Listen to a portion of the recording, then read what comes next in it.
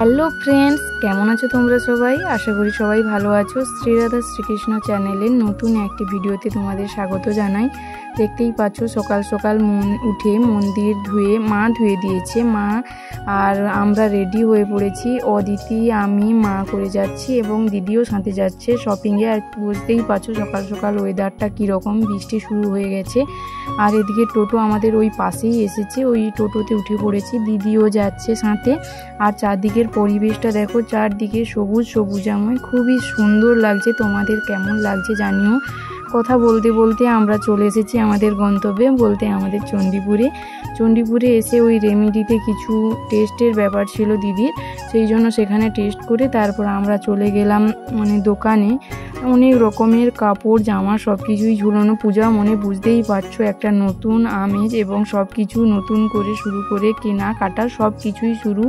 তারপরে ওইখানে দেখছিলাম ওই দরজার সামনের পর্দাগুলো নেওয়ার জন্য, তারপরে দাম দর করে চলে এসেছি। তারপর দেখতেই পাচ্ছো এটা আমাদের পাশে বিগ ভি চণ্ডীপুরেই ঢুকে পড়েছি। সেখানে জামাগুলো দেখছিলাম কিন্তু অতটাই পছন্দ হয় না। আর ওখানে তো বুঝতেই পারছো একটু অনেকটাই অন্যরকম ব্যাপার। আর সব জামাগুলোই জানো তো ওই সুতোর নয় বলা যেতে পারে, সিল্কের টাইপের বা কিন্তু এই গরমে এইসব জামা আমাদের পছন্দ হয় না। আর অনেকটাই ঝিকঝিকে এইসবই ব্যাপার, কিন্তু ওসব জামা আর পছন্দ হয় না। ওখানে একজন দিদিভাই দেখাচ্ছিল জামাগুলো, দেখতেই পাচ্ছ তোমরা সবাই। আমি যতটা পেরেছি ওখানকার ভিতরের ভিডিও নিয়েছি। তারপরে ওখানে তেমন পছন্দ না হওয়ার কারণে আবার সেকেন্ড একটা দোকানে এসে গেছি, মা, দিদি, আমি, অদিতি সবাই মিলে। এখানে এসে এটা আমাদের চণ্ডীপুরেই চয়নিকা, সেখানে দেখো অনেক রকমের ড্রেস দেখাচ্ছিল। এখন ওই যে 3 পিস সেট বেরিয়েছে সেইগুলোই দেখছিলাম, কিন্তু তেমন একটা পছন্দ হচ্ছিল না। ওই আবিরটা হালকা গোলাপিটা পছন্দ হয়েছিল, কিন্তু ওটাও সেই সিল্ক টাইপের, এত গরমে ওগুলো পরা যাবে না, আর সচরাচর ইউজও করা যাবে না। এই জামাটা মোটামুটি একটু পছন্দ হয়েছিল সুতির ওপরে, কিন্তু ওর পোশাকের থেকে জামা প্যান্টটা আর এবং ওড়নাটা অন্যরকম, একবারেই যেন নরম বলা যেতে পারে, নড়বড়ে টাইপের। মা বলছে ওটা ধুয়ে দেওয়ার পরে আর একদমই ইউজ করা যাবে না। তারপরে আবার চলে এসেছি আর একটা দোকানে। এটা আমাদের চণ্ডীপুরে এখন রমরমা চলছে বলতে গেলে, রাধেশ্যাম বস্ত্রালয় এখানে। আর এখানেই সব কিছু কেনা হয়, প্রত্যেকবার এখানে এসেই ঢোকা হয়। তাই বললাম যে আগে একবার অন্য দোকান থেকে আসি কীরকম কি আছে, এই জন্য কিন্তু লাস্ট পর্যন্ত সেই এক জায়গাকেই আসতে হলো, নেড়া বেলতলাকেই আসতে হলো। এই হচ্ছে ব্যাপার, মজার জন্য বললাম এটা।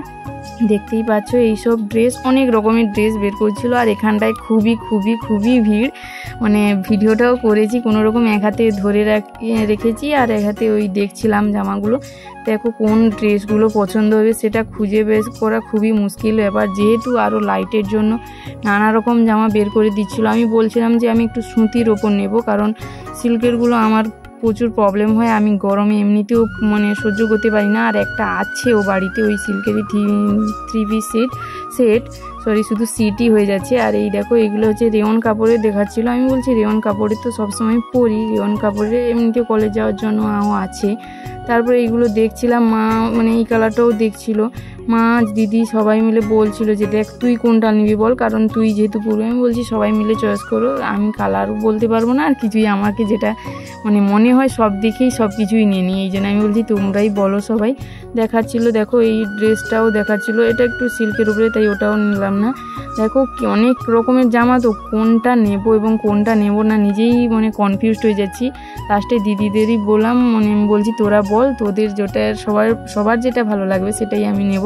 তারপরে এসেছি এখানে শাড়ির ওই একই দোকানে, অদিতির জন্য নেব কি নেব। অদিতি এবং দিদিও লাস্টে নিয়েছে একটা। দেখো কি নেব না এটাই খুঁজে পাচ্ছি না, অনেক রকম শাড়ি বের করেছে। লাস্টে কাকুটাকে দিয়ে ট্রায়াল করাচ্ছিলাম, কাকুটা বলছে তুমি আমার ফটো নিয়ে ছাড়বে? আমি যে হ্যাঁ, কি, কাকুটা হাসছিল। তারপরে এই দেখো অনেক রকমের শাড়ি, কী সব আমি নাম টাম জানি না, এত শাড়ির অনেকই বের করছিল, সেইগুলোই তোমাদের দেখাচ্ছি। দেখো তোমাদের যদি পছন্দ হয় চলে আসো আমাদের চণ্ডীপুরে। আর এই দেখো অনেক রকমের দেখাচ্ছিল, এবং অদিতির তেমন একটা পছন্দ হচ্ছিল না, কোনটা নেবে খুঁজেও পাচ্ছিল না।